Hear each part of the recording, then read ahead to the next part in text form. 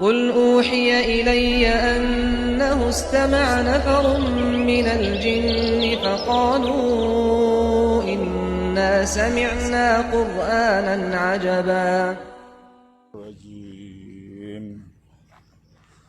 Ako'y nagpapakupkup sa Allah laban sa Satanas na sinumpa. Bismillahirrahmanirrahim. Sa ngalan ng Allah, ang pinakamaawain, ang napakamahabagin at ganap na mapagmahal. Wal asr, by the token of time, sinusumpa ng Allah sa panahon. Innal insana lafi kusar. Indeed, mankind is in loss. Katotohanan ng sangkatauhan ay nangaligaw. Illa alladhina amanu, except those who believe in the oneness of God. Maliban lamang doon sa mga taong may pananampalataya.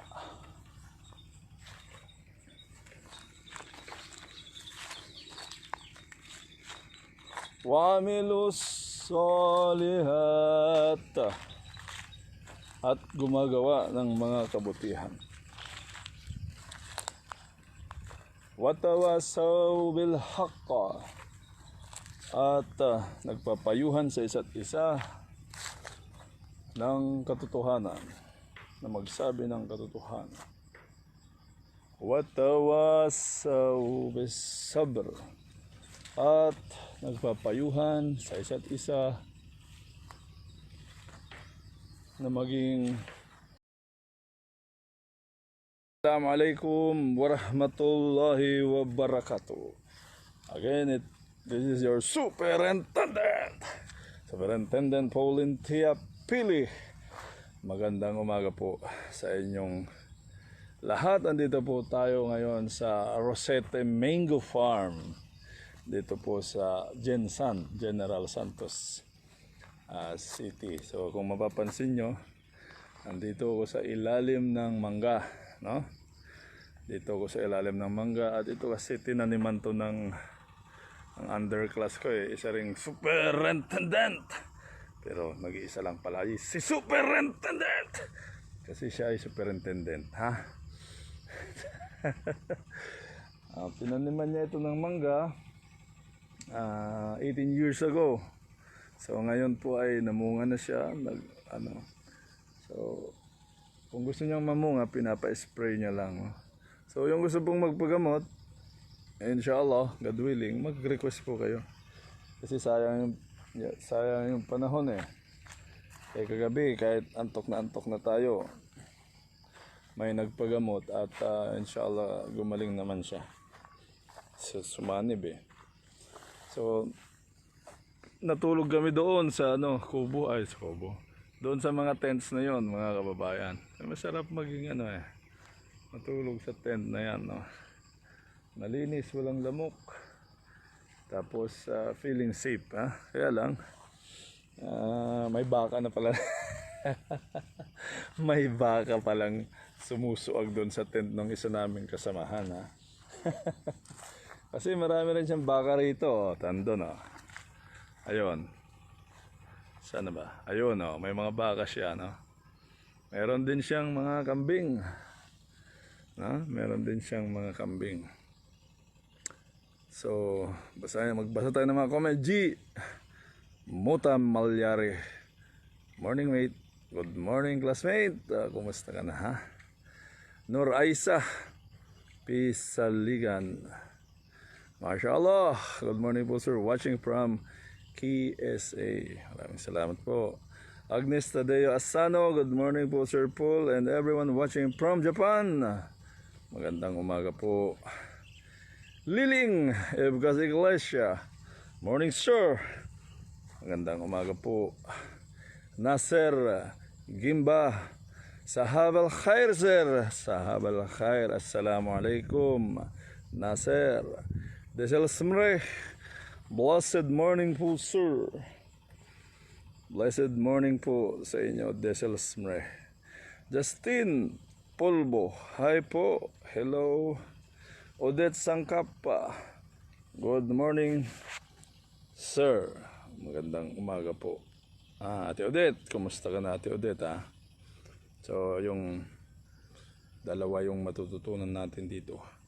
It's either manggamot tayo o magkaroon tayo ng kwentuhan tungkol dito sa mga pagtatanim. Kasi gusto ko talaga yung nagtatanim Kaya nung sinabi nung isa nating superintendent, siya ang fire chief ng Muntinlupa, napupunta siya sa farm na abay ako hindi nag-atubiling sumama Gina P. Nakua, good morning sir, watching from Kuwait. Net Moreno, Potray of Led, hello po sir Paul, good morning po. Good morning. Saan sa Jensen sir? Hindi ko na inalam ang address o din na medyo na to bulubundogin Dito yung mga baka Alam nyo bang minsan ay nagdasal ako, sabi ko ano bang magandang negosyo alam mo yun, ano po ba ya Allah ang magandang negosyo kasi ako masyado kong madasalin kailangan naman lahat ng natin kailangan may approval may approval yung mga ginagawa natin sa Diyos, sa Allah. Kasi regardless kung gawin mo ang lahat gawin mo ang lahat ng kaya mong gawin, pero hindi mo pa rin na magagawa yung kung walang pahintulot ang Allah So sabi, nagdasal ako, sabi ko ano po ba ang magandang negosyo, kasi sayang ng mga pera ko. Alam nyo bang nangyari? Abay, na naginip po ako ng baka. Ayan, kaya itong underclass ko magaling nanaginip ako ng baka. Yan, kaya pala itong mga baka, yung mga propeta yung mga propeta, ang hilig nilang alagaan mga baka, kambing, pupa. Pero matindi itong baka,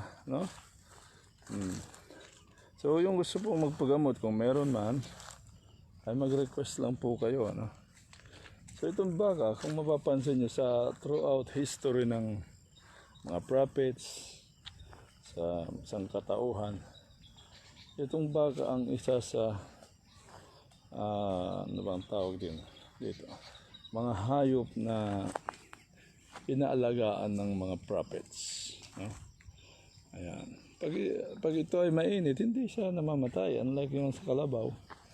Pag nainitan na masyado yung kalabaw, abay minsan namamatay, o kaya yung kambing naman pag naulanan, sigaw naman ng sigaw. Pero itong baka, umulan o umaraw man, umulan o umaraw man, hiyang na hiyang. Akala mo mga estatwa lang dyan sa tabi na kahit umulan, umaraw, so wala silang problema. So ganun katindi itong mga tawag nito, yung mga nilalang na ito mga kababayan. Ito ay mga herbivorous. So sabihin, kumakain sila ng mga damo. At ito ay isa sa mga hindi ipinagbawal ng Diyos na kainin, kahit na saan sa Bible ay hindi siya pinagbawal kainin. Pero itong baka, mga kababayan, lagi nila itong na misinterpret kasi yung mga Hindu, hindi na sila kumakain ng baka, where in fact tinawag nila itong holy cow, sabi nila kasi reincarnation to ng mga mabubuting tao. Ito kasi mga Hindu, nag sila ng karma, naniniwala sila sa karma. So yung ibang naniniwala sa karma, paliwanagan ko kayo, itong karma, paniniwala ito ng mga Hindu. Ito ay paniniwala ng reincarnation. So halimbawa, wag mo akong biglain! Nagulat ko. So halimbawa, pag namatay ang ng tao na mabuti, sabi nila nare-reincarnate. At halimbawa sa pangalawang buhay niya, siya ay magiging baka, o siya ay magiging hari, o siya ay So parang inaangat yung kanyang level, inaangat yung kanyang standard o ang kanyang buhay, no? So yun yung karma. Kung ikaw naman masamang tao daw, sabi gawin kang daga. Kaya doon sa India, hindi nila sinasaktan yung mga nila, mga hayop nila, kasi baka inisip nila baka ito na yung tatay ko. Naging unggoy, Yan yung karma, Iba naman yung paniniwala ng mga Pilipino sa karma. Sabi, makarma ka sana. So yung karma, yun yung paniniwala sa reincarnation. So ngayon itong baka, ginawa na nila di nila kinakain ito, no? Pag nahuli kang nagkatay ng baka doon sa India, may sanksyon, May sanksyon. Mas marami pa ang baka sa India kaysa sa mga tao ata, kasi walang kumakain But din sa atin, ginagawa natin ng hamburger, ginagawa natin ng mga bulalo, itong mga baka na ito. So ganyan katindi ang ng mga baka. Good morning, Sir Paul, Emily Venus. Good morning po. Saan sa Jinsan? Jena Pinakuha. Garganson.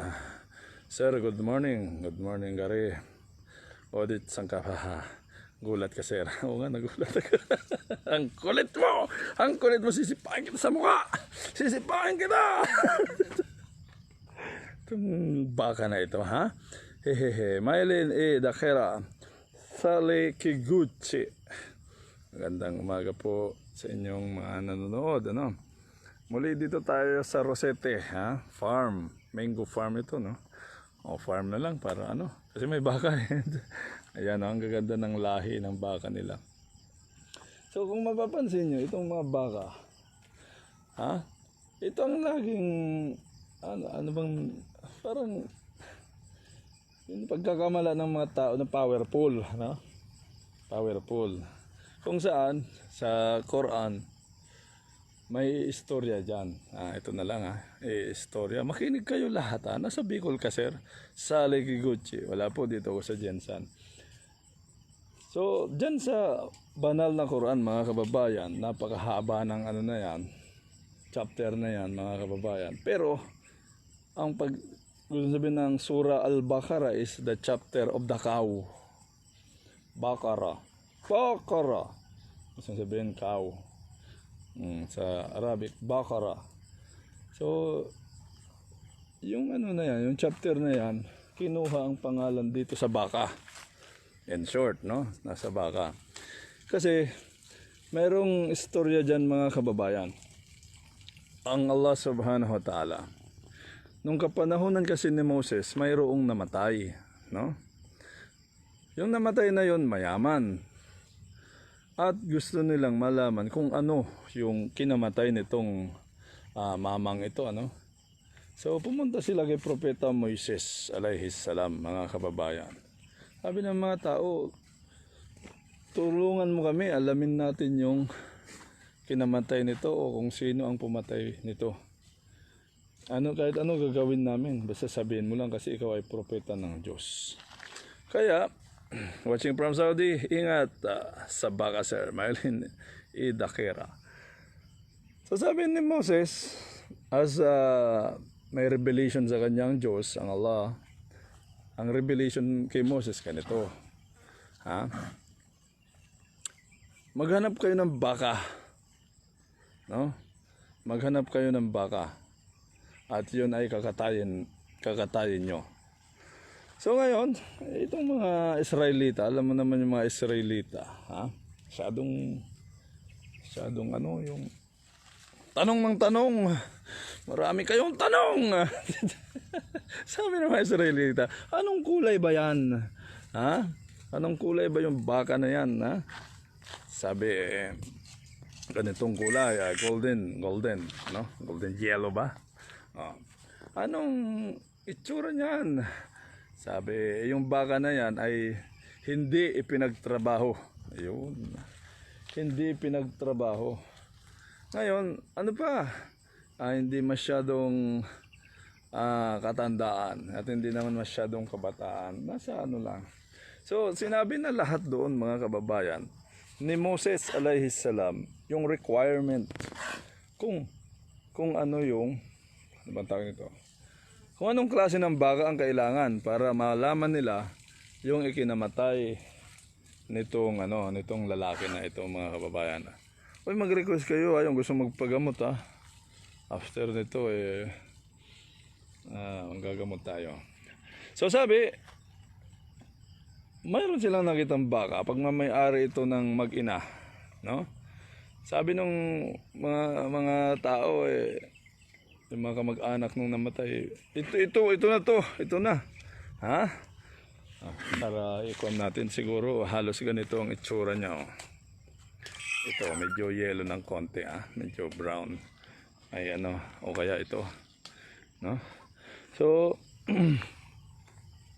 sabi, ito na to.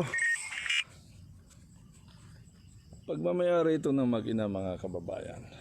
So ang nangyari, kinausap nila yung nanay. Sabi nila sa nanay, Mrs. Mrs. Bili na namin yung baka mo. Kasi sa lahat ng baka dito na nakita namin, yung baka nyo ang nag-fit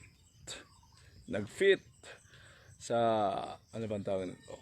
Sa requirement na binigay sa amin ni Moses. Yan lang, wala nang iba. Sabi naman ng Mrs., yung nanay, ay hindi po akin yan. Pamana yan ng tatay ng anak ko sa kanya, no? Pamana. So sabi niya ganun ba? Di kinausap nila yung yung bata naman. Bata, sabi, pwede bang bilhin na namin yung baka? Itong bata, alam niyo ba, napaka masunurin sa magulang. Napaka niya mahal na mahal niya ang nanay niya. No? Mahal na mahal niya ang nanay niya mga kababayan. Sabi niya, oy, tanungin niyo sa nanay ko kasi hindi ako magbebenta niyan. Tanungin niyo sa nanay ko.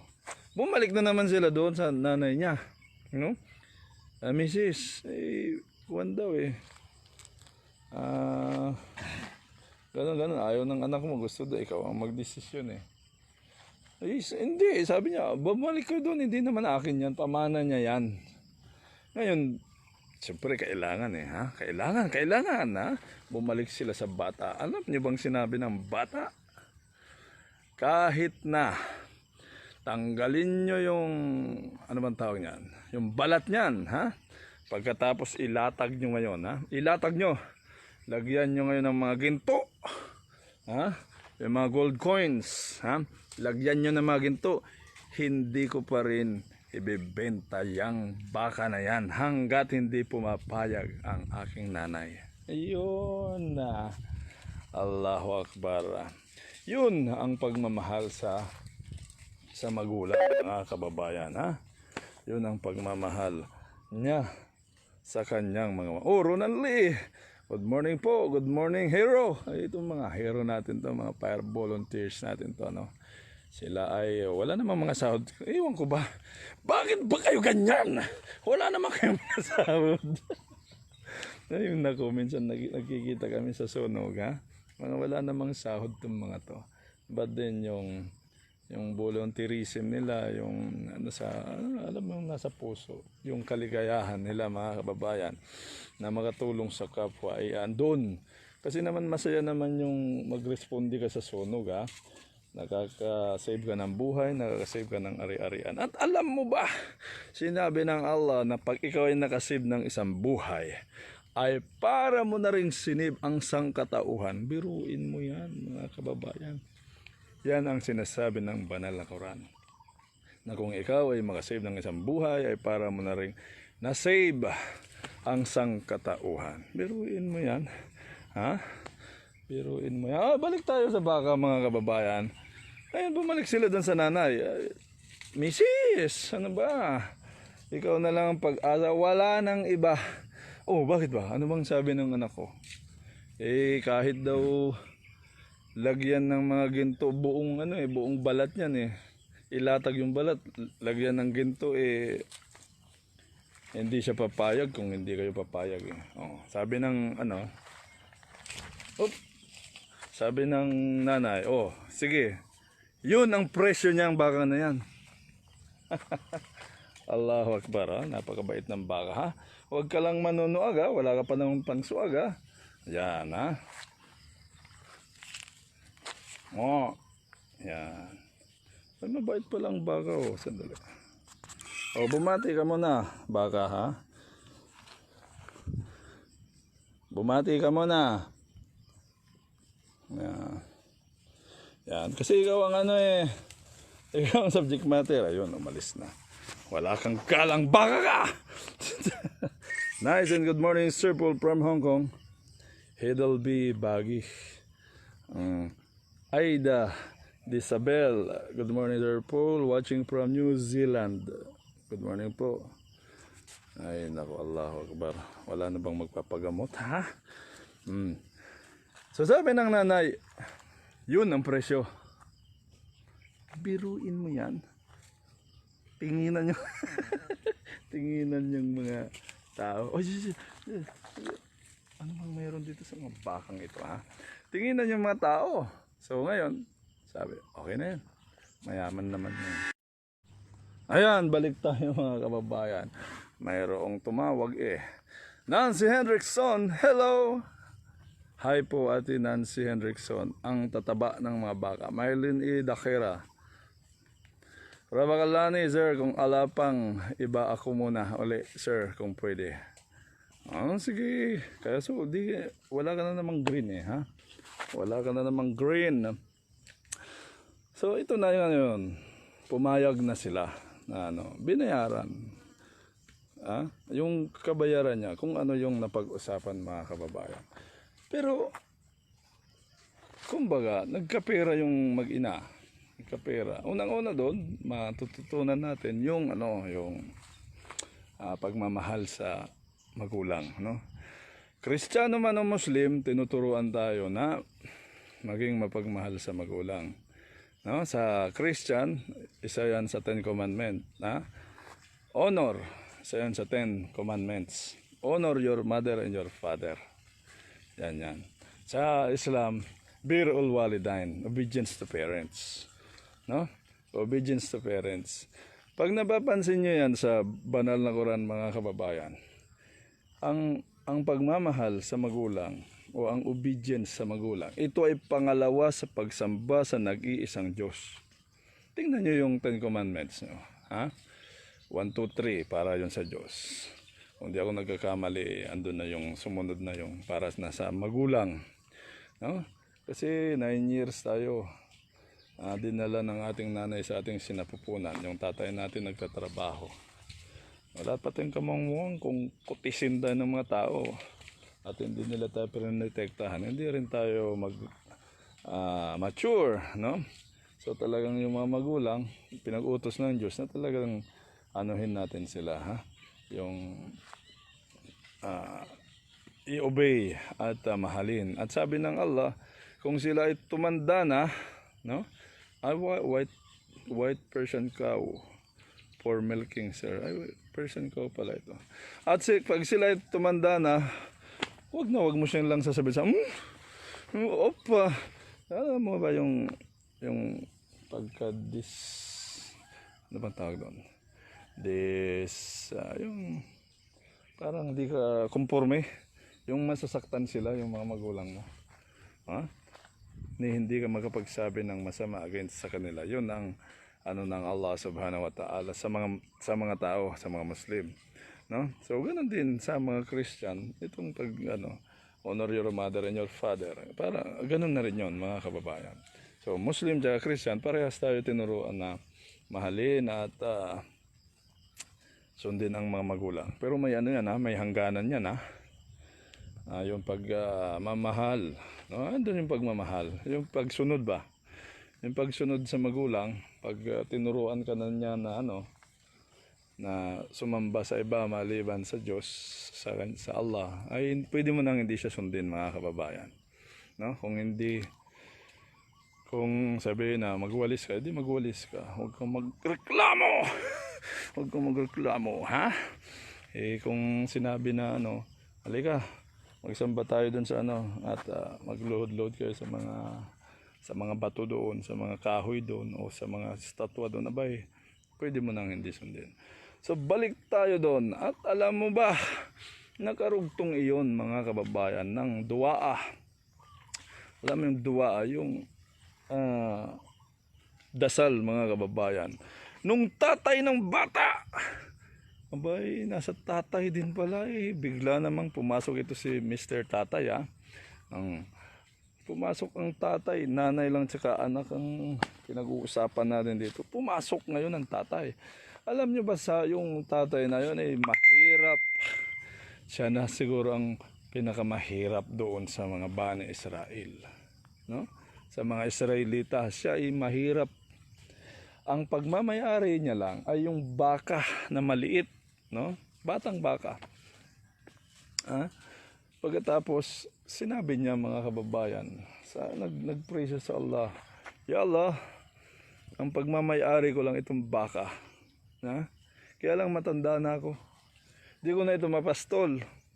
Matanda na ako, di ko na ito mapastol, di ko na Ang panalangin niya ay to preserve this cow for my child. Kasi ito na lang ang pwede kong ipamana. Ito na lang ang pwede kong ipamana sa anak ko. So ngayon, namatay na yung tatay. Ang ginawa pala ng tatay, binitawan. Ginawang gala. Pinagala niya sa bundok, mga kababayan. At nung namatay na yung sino yun? Yung tatay. Ngayon, nung nagkaisip na yung bata, sabi niya, anak, nanay, ano man lang ang naiwan sa akin ng aking tatay. Wala man lang bang, kasi nung nagkamulat tong bata, kuwan siya mahirap talaga Kaya nagtanong ano po ba ang naipamana man lang sa akin ng aking tatay, So sabi, Jollibee, good morning Sir Paul. Good morning Jollibee.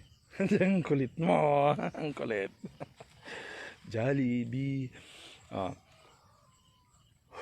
Saan na ba tayo? Saan na ba tayo? Ang ganda kasi ng pangalan mo Jollibee. Saan na ba tayo? So binutasan ba? Ano ba tayo? Pinakawalan ng nanay ng tatay doon sa bundok. Ngayon, yun na nga, naghahanap na yung bata, wala man lang bang pamana. Sabi ng nanay, pumunta ka sa bundok na yan, anak pumunta ka dyan. Mayroon diyang pamana yung tatay mo sa'yo. Ano yun? Pumunta ka dyan, may bakang pamana sa'yo, biruin mo yun. Pinamanahan ka ng di mo alam kung andyan talaga yan, matikas. So ngayon, ganun na ang nangyari, mga kababayan. Pumunta ang bata, pumunta sa bundok. Hinanap niya ngayon yung baka. Baka, nasaan ka? Hirap na hirap siya, Hirap na hirap siyang maghanap ng baka, mga kababayan, Although marami tayong nakikita ng baka. Yung bata, hirap na hirap, Nasaan ka yung baka na yun? Anak ka ng baka. Piruin mo yun, pinamanahan ka ng pinakawalang baka. Alam nyo, sa unang attempt, hanggat hirap na hirap yung bata, mga kababayan, Hirap na wala na, surrender na siya, Ilang try, hindi niya nahanap yung baka, Hindi niya nahanap ang baka, mga kababayan, na pamana sa kanya ng kanyang ama. So hanggat sa ito na, sabi niya, ang pamana na yon, bigay ng Allah. Kaya hihingiin ko na sa Allah. Kaya nagano siya, nagduwa siya. Ya Allah, ipakita mo na sa akin yung baka. Ayan, kaya siya ay nagpatira pa, mga kababayan, nagpatira pa ang bata. At pagkatapos niya magpatira pa at sumamba sa Diyos, sa Allah subhanahu wa ta'ala, sa nag-iisang Diyos, kasi ang Diyos natin isa lang. Regardless kung ikaw ay Muslim, ikaw ay Kristiyano, ikaw ay Budismo, ikaw ay ano pa bang mga Hudyo, ikaw ay Taoist, kahit ano pang relihiyon mo, isa lang ang ating Diyos na nag-create sa atin. Ay sabi nila paano yun? To see is to believe. Ay nako iho, ilang taon ka na ba sa mundo? Ilang taon ka na sa mundo, Nakagawa ka na ba ng langaw? Walang nakagawa ng langaw, mga kababayan. Nakagawa ka na ba ng baka? Nakagawa ka na ba ng anong tawag doon? Ng mga puno? Hindi ka, walang nakagawa. Ngayon, paano yan? Sino ang gumawa? Yan. Nagtanim ka ng buto, pero hindi ka nagpatubo kasi marami kang tinanim, 100 yung tinanim mo, pero may nabuhay mga 5, 6. Ay sino nagpatubo noon? Ang Diyos, ang Allah, yung permission niya na So ngayon, pagtaas ngayon ng ulo niya ganun, nakita niya ngayon yung baka. Nakita na niya ngayon yung baka. So dinala na niya yon sa sa nanay niya. Nay, andito na. Tama ka. Hindi naman pala ako iniwang walang pamana ng aking tatay. Ayun, so ngayon babalik tayo dun sa kwento na yung baka niya, yun lang ang nag-fit doon sa hinahanap ng mga namatayan. At alam nyo bang nangyari? Noong ito ay binili nila at kinatay nila. Sabi ni Moses, dali nyo sa akin yung dila na yan. Pagkatapos dila ng baka, patapos inano niya doon,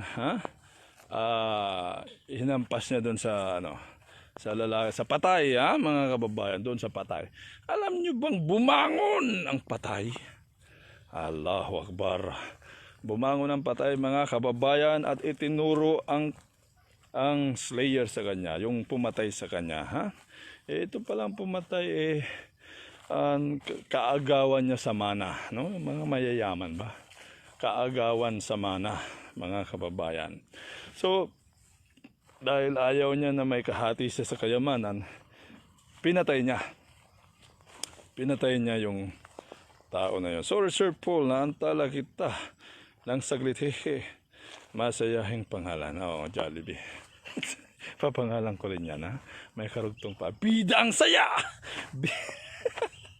Bida ang saya. Ay nako, mga kababayan, So yun ang istorya na napakaganda. So ano ang matututunan natin dito sa istoryang ito? Isang istorya lang ito. Sa lahat ng istorya na nandyan sa Surah Al-Baqarah, dyan ipinangalan ang chapter. Magkakaroon ka ng idea. Bakit naman? Alam nyo ba kung ilang pages yan? Napakarami, di ko rin alam Pero mga napakaraming niyan, mga kababayan. Napakaraming pages niyan sa banal na Quran. Yang Surah Baqarah, yan ang pangalawang chapter ng banal na Quran, mga kababayan. At ipinangalan yung chapter na yan dito sa baka. Sa baka. Assalamualaikum Khalid Zayan. Waalaikumsalam. So yun nga, yung pagmamahal sa magulang, number 1 yun. Yung hope, yung hope ba, yung pag-asa, habang may buhay ka, may pag-asa ka, lagi mong tatandaan yan, iha, lagi mong tatandaan na habang may buhay ay may pag-asa, hope pa. Pangatlo ay tawakal. Alam mo ba itong tawakal? Trust in Allah, manalig ka sa Allah, manalig ka sa Diyos, Nasabihin mo, hindi naman ako pumapatay ng tao. Hindi naman ako pukpok Hindi naman ako gumagawa ng mga masasama. Hindi ako ganito, hindi ako ganyan, and so on and so forth. Hindi naman, bakit ganito ang buhay ko? Pinagtakloban ako ng langit.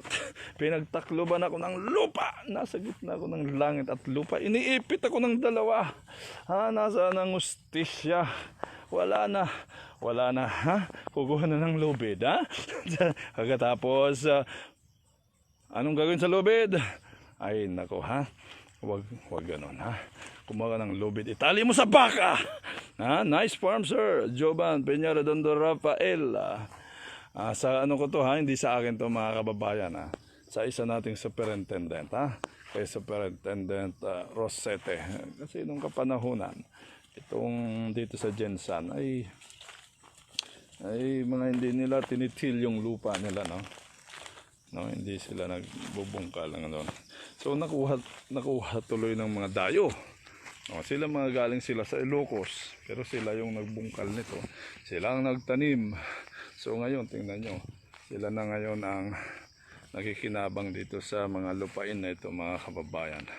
So, yung tawakal, yung ano bang tawag nito? Tawakal. Yung trust sa Diyos.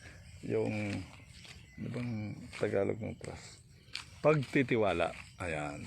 Sabi ng isang sahaba, mga kababayan, yung sahaba, yung kasamahan ni Propeta Muhammad, kumbaga sa panahon ni Jesus Christ, disipulo.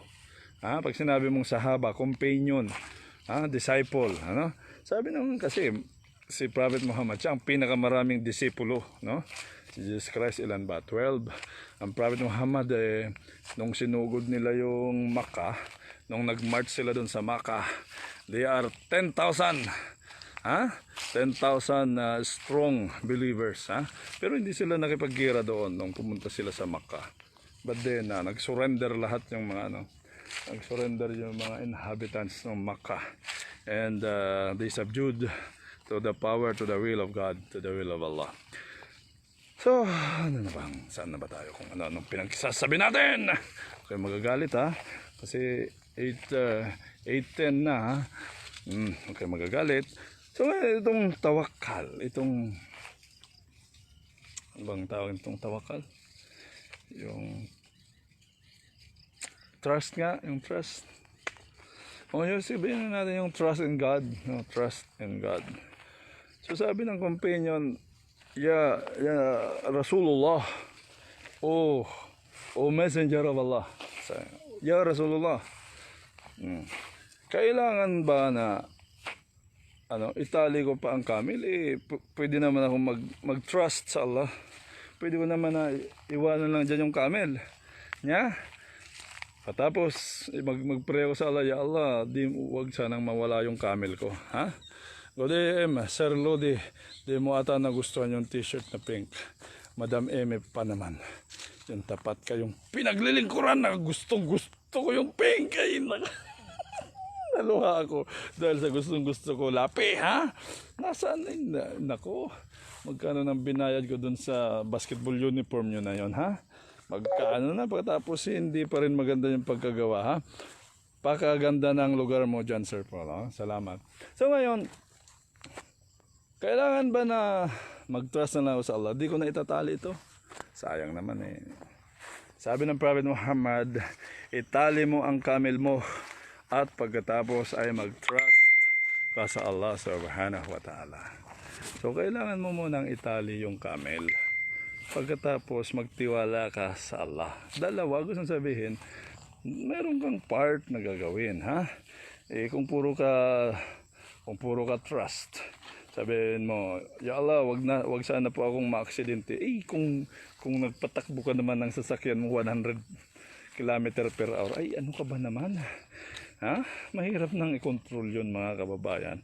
So, meron din sa part mo, sabihin na ganito, sana hindi ako manakawan. Wala ka namang CCTV. Wala ka naman lang inilagay na so on and so forth. Wala kang nilagay na smoke detector. Paano yan pag may sunog? Walang manggising sa yung tut. Di ka makakatakbo. Malilitsyon ka. Kaya bumili ka ng smoke detector, Kung hindi ka bibili ng smoke detector, sandali mo na. Wala ba tayo? Nasaan ba si Ronan, ha? Baka mamimigay ng smoke detector yon, mayaman yon. Paring Ronan, diyan ka pa ba, ha? Nako, kasi lagi nilang sinasabi, itong smoke detector, ha? Kumikita raw kami dito eh. Ronan Lee, ha? O ba, di ba? Baka mamimigay ka ng smoke detector. Hanapan mo nga ako, Ronan Lee, ng mga sponsors natin, ha? Para naman may nababanggit ako dito. Oh, brought to you by Ronan Lee. Ayan ka na naman kasi sa dami ng mga kaibigan natin mga Chinese, ha? Wala pa rin akong sponsor. Namamaos ako, Ronan Lee. Namamaos. Namamaos na ako, ha? I want your mobile. I hope you, sir. Khalid Zayan, anong itong telepono? Abay, ano to, ha? Naku, wala kasi kung porsyento dito eh. Ano ba to? Vivo 15 to eh, Pro.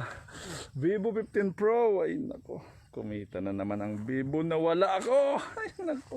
Kaya kung bibili kayo, ha? Hindi na naman ako nagkapera. Yung Vivo pa nagkapera sa akin, ha? So, ganun na lamang po. So sa kwento ng Bakara, makikita nyo dyan yung hope, yung trust, yung pagmamahal sa magulang. And of course, the existence of God. That there is God there. No? Lahat ng yung justice ba? No? Na yung justisya andyan. Na hindi mo isa pa to. Yung justice. Na hindi mo, ano mang tawag nito? Hindi mo masisikreto yung mga krimen na ginagawa mo, mga kababayan. Kahit, sabi nga sa mga investigation, there is no such as perfect crime, ha? Hindi pa rin. Yung isa di ba? Inilagay sa binaon sa loob ng bahay, ha? At tapos di nila alam. But then nananaginip yung mga kamag-anak, nakabaon na yung tao doon sa bahay. So, gusto sabihin, ang Allah, siya ay al-adil, siya ay makatarungan. So, dahil siya ay makatarungan, yung mga crime natin, hindi makakawala sa kanya. May expose. So, kailangan nating gumawa ng kabutihan. Morning po, Sir Leslie Relor Casa. Magandang umaga po sa inyong. Kumusta po kayo? So ganun ha, Lapi. Ano na Lapi ha? Ay nga nako. Kaya ako nag-order ako ng smoke detector sa China. Papangalanan ko ng superintendent. Sabi nila bawal daw kasi magbenta. Hindi ko ibebenta, ipapamigay ko lang. Ipapamigay ko lang yun mga kababayan, inshallah ha. Siyempre yung advertisement nun ipapamigay ko ha. Pero kailangan kasing pasikatin natin yung yung tatak nating superintendent, ha? Kasi yung superintendent, ang gusto sabihin ito ay power, ha? May kapangyarihan siya, no? Psychologically, kasi yung mga superintendent, school superintendent, may mga kapangyarihan yan sa kanyang mga nasasakupan. Yung superintendent sa BP, yung dati sa PNP, mga kernel yan, ha? So, yun na lang siguro. I come from Egypt. I want live in Davao City. Please help me and my wife. Khalid Zayan. Hahaha, Sir Paul, saan punta mo? Lezero Lelor Casa. Dito lang. Nag-ano lang tayo. Mamaya tatawagin na tayo para kumain. Palamunin lang tayo dito. Ha? Bisita tayo. You know, Khalid Zayan, you are from Egypt. You know, Philippines is a very peaceful country. Huh? There are Abu Sayyaf there, but then it is just limited to a certain locality, to a certain area. Just do not go there, huh? Because 100% you will be kidnapped. You will be kidnapped, huh? But then Khalid Zayan, if you want to live in the Philippines, huh? That's a good decision. Why? Because Philippines is an archipelago, no? Unlike in Egypt, there is a vast tract of land, but then ano bang tawag nun? There are no such vegetation like here. No? Look at this. No? This means that you will inhale oxygen. No? And hirap mag-English. Hirap mag-English, ha? How I see you, sir? Khalid Zayan. You know, I am just a tourist here in Davao, and then I go to here. This is General Santos City. Like you, I am just a tourist. This is my first time to be in General Santos City, and my second time in Davao City. But then to sum it up, brother, huh? You know, Philippines is has tolerate any religion, huh? Meaning we have a freedom of religion because it is enshrined in our constitution, huh? Inscribed on our constitution that it is prohibited to establish a religion in our country, which means that the Philippines has no state religion, unlike, for example, this Israel. They have a state religion, huh? So if you are not a Jew, you will be discriminated. But then in our country, huh? In the Philippines, this is a neutral country, huh? According to them, to some of the narrow-minded people here in our country, that Philippines now is a Catholic or a Christian country. No, Philippines is a neutral country. Huh?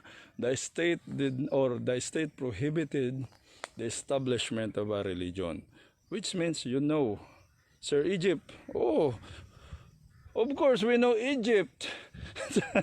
From the pyramid, from Pharaoh. Oh, no, you have the best history, no?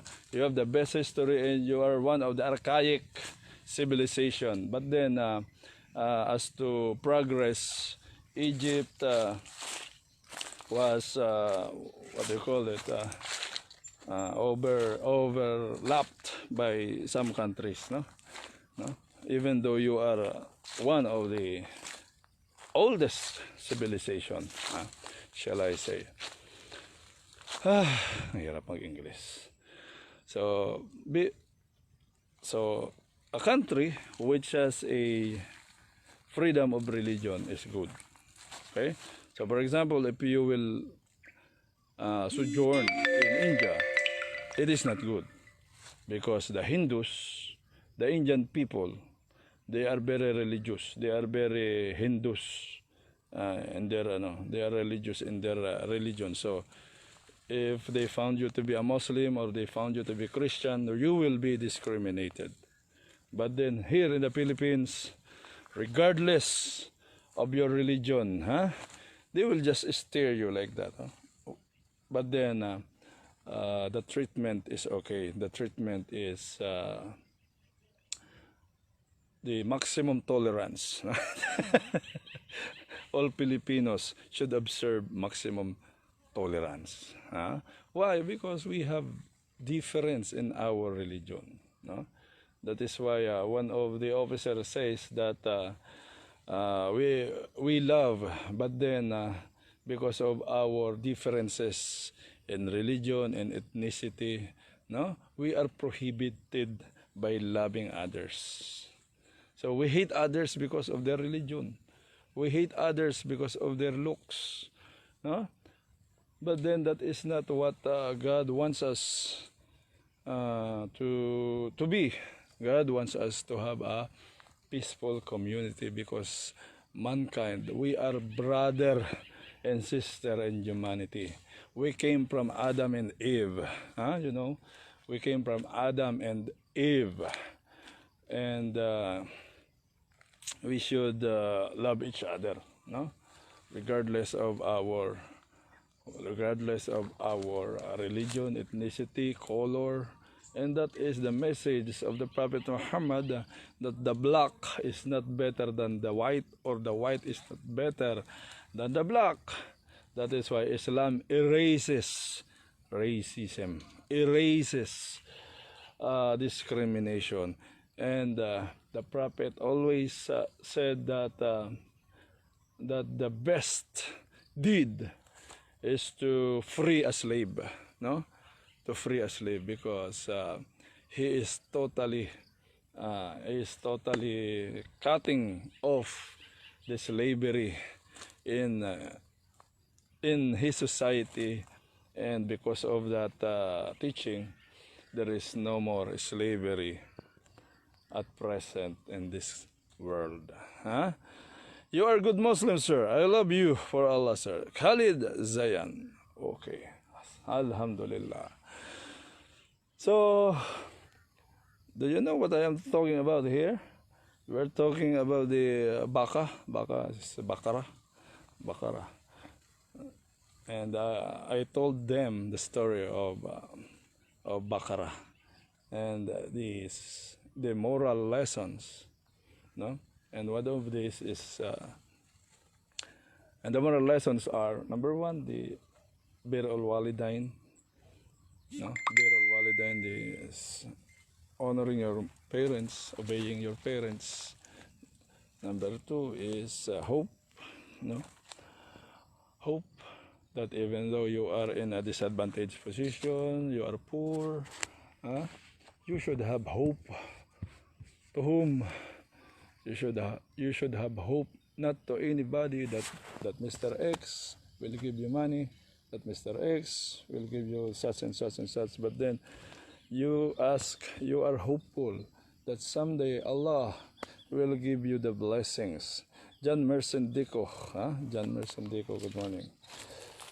So, because fortune comes from Allah, no? The fortune comes from Allah. There's no such thing as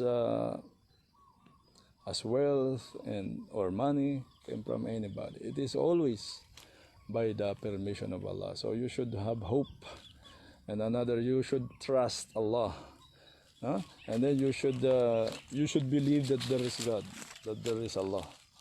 So that's it. I think it's 8:30.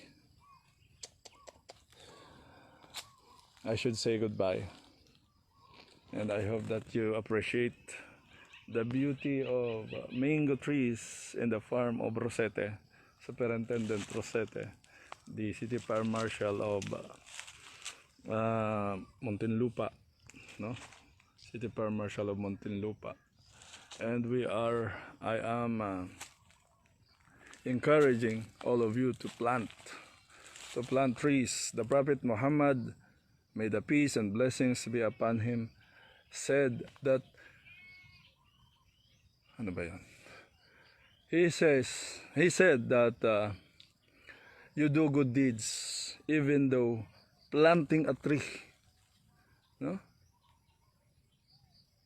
Or before the end times, before the major signs comes, you do good deeds as little as planting a tree. So meaning that planting a tree is a good deed, no? Planting a tree is a good deed. And he says also that removing some harmful along your way is a good deed. I want meet you, sir. Please, sir, for help me and my wife for face Allah, sir. Allahu Akbar, Khalid Zayan. We are going to Manila tomorrow. Tomorrow.